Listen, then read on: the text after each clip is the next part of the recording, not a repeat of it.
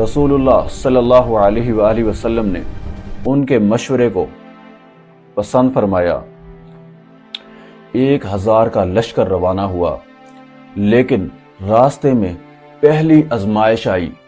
عبداللہ بن ابی منافق 300 منافقوں کے ساتھ واپس لوٹ گیا۔ اب صرف 700 سپاہی رہ گئے تھے، لیکن ایمان کی طاقت تعداد سے بڑی ہوتی ہے۔ احد کے دامن میں پہنچ کر رسول اللہ صلی اللہ علیہ وآلہ وسلم نے جنگی حکمت عملی ترتیب دی۔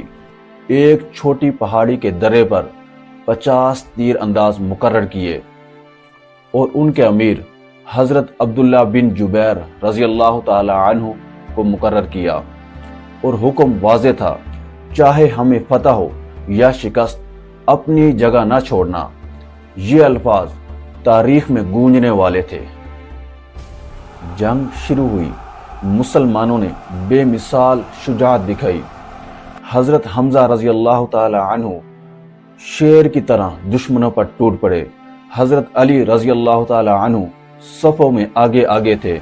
حضرت ابو دجانہ رضی اللہ تعالی عنہ نے سر پر سرخ پٹی باندھی اور دشمنوں کی صفوں میں گھس گئے۔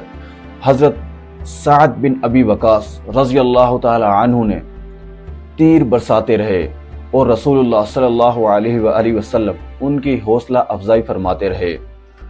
قریش کے جھنڈے گرتے جا رہے تھے، دشمن پیچھے ہٹ رہا تھا، لگ رہا تھا ایک اور بدر ہونے والی ہے۔